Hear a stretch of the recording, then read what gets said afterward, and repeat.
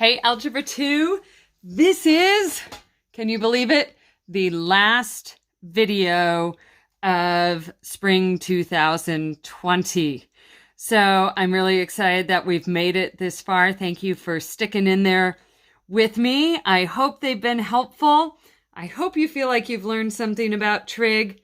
Not the same as it would have been together, but I feel like we've covered the important pieces, and that you will be very well equipped to move on in your mathematical studies. So there is one last thing I want to do. Not really any new material, but just take a look at one more application problem.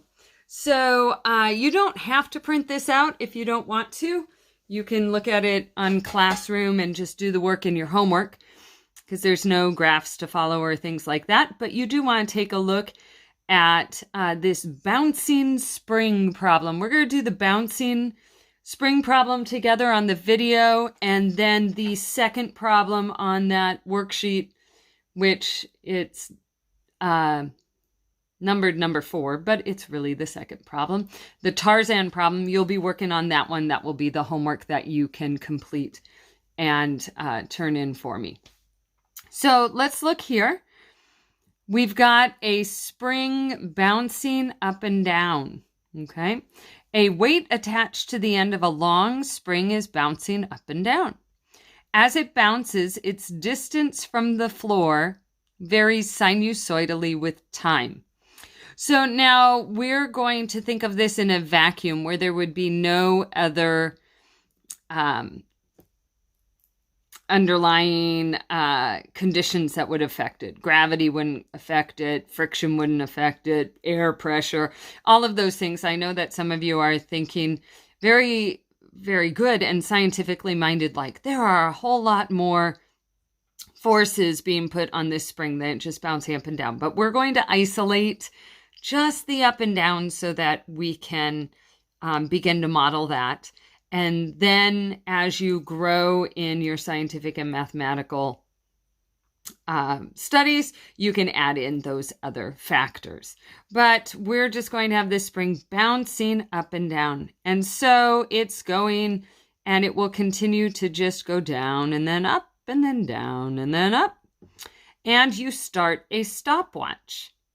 When the stopwatch reads 0.3 seconds, the weight first reaches a high point, 60 centimeters above the floor. So notice we're given a time and a maximum. So 60 is the maximum.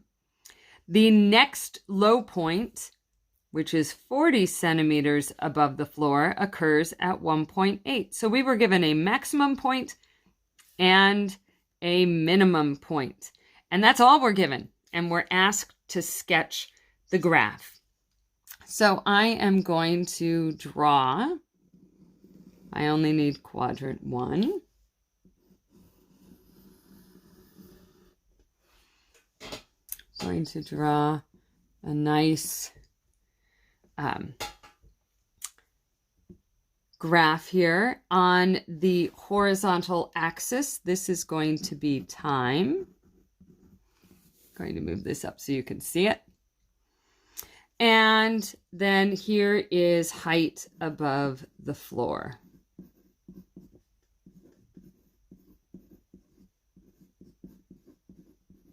And this is in centimeters. And this is in seconds. So we want a good graph there. All right.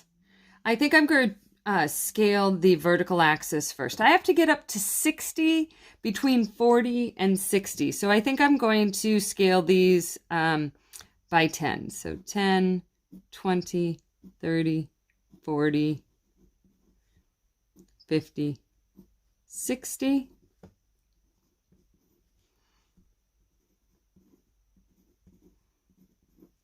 Okay.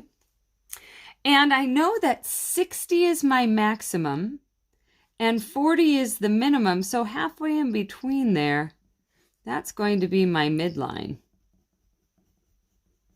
because it's halfway in between the maximum and the minimum. Now I have got at 0.3 seconds. So let's call this 0.3. I am at a maximum at 60. And then at 1.8 seconds. Okay, so I have to scale this so that I can get out to 1.8 seconds. And so I'm going to ignore the decimal point for a little bit and think of 3 and 18. 18 is a multiple of 3. So I think I shall multiply, not multiply, but just scale this by 0.3. So here's 0.6, 0.9, 1.2, and 1.8. And I think that's how I'm going to scale that piece. At 1.8 seconds, we are at the minimum. So at 40. And that's all I'm given. I now have to come up with the rest of the graph. Well, I know here it took 1.5 seconds to get from a maximum to a minimum. So if I go 1.5 more seconds, I should be back up to that maximum. So 1, 2, 3, 4 of those. 1, 2, 3, 4. This would be 2.1, 2.4, 2.7, 3.0. I feel like I didn't scale that quite right. Did I miss one of those? You know what? I missed it here, didn't I? Look, 1.2 to 1.8. That's the problem. I hope some of you were like, what are you doing, Mrs. Mack? This should be 1.5, 1.8. There we go. Then 2.1, 2.4, 2.7, 3.0. So, in 1.5 seconds, and that was 1, 2, 3, 4, 5 of those segments. So 1, 2, 3, 4, another one out to 3.3. That's when we're back at that maximum.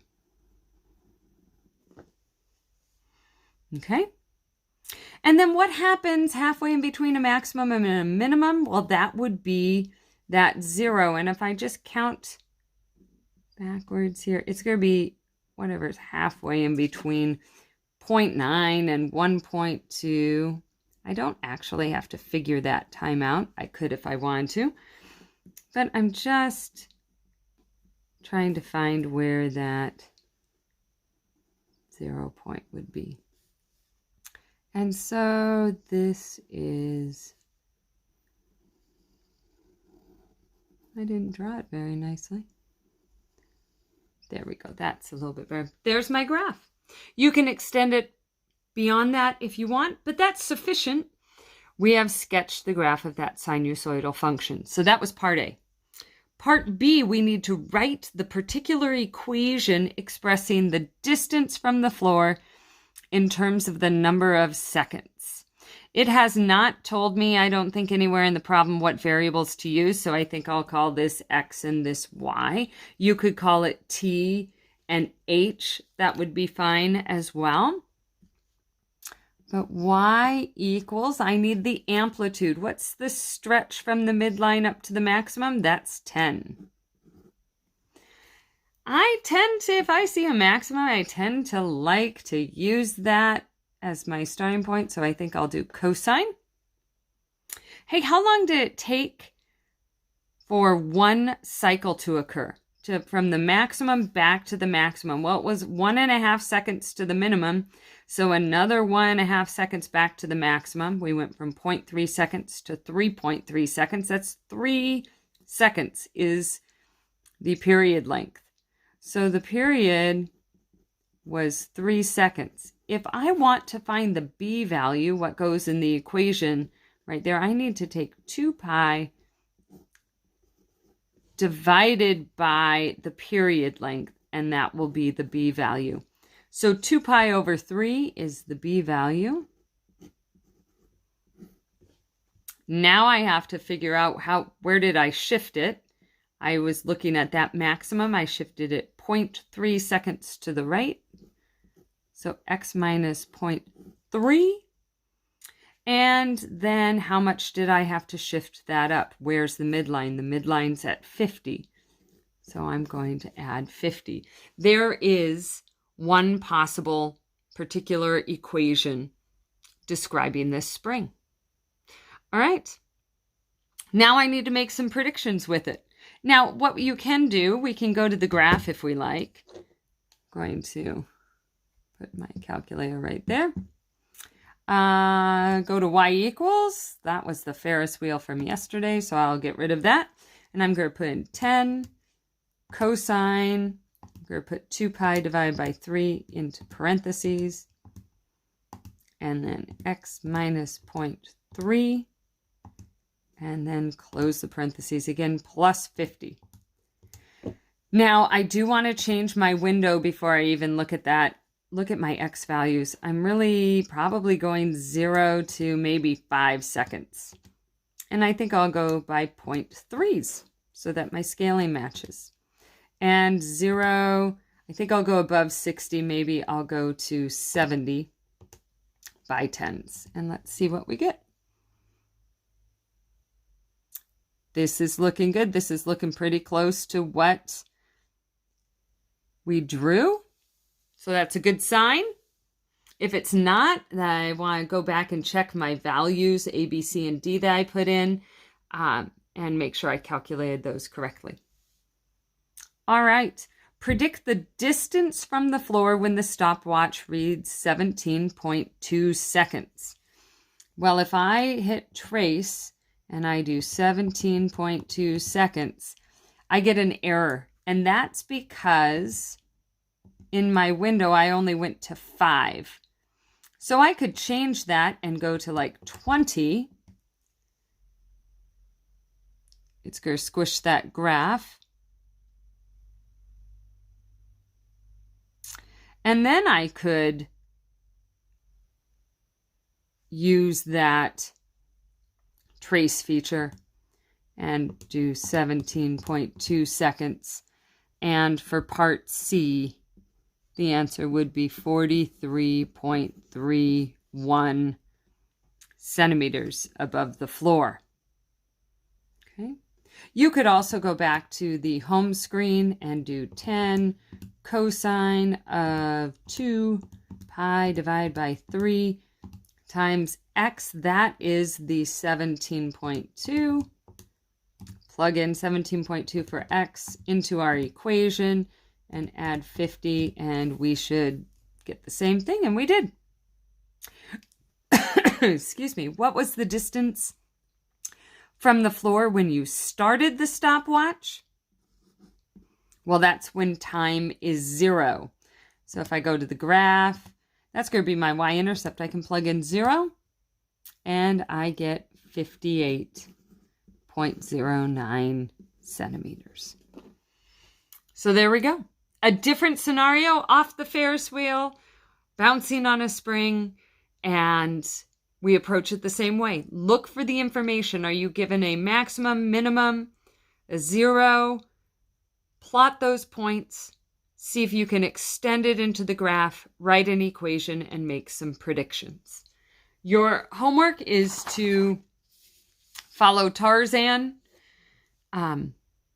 and Jane as he's swinging back and forth. Also a sinusoidal curve. So good luck to you. Let me know if you have any questions. And congratulations on making it through the last video.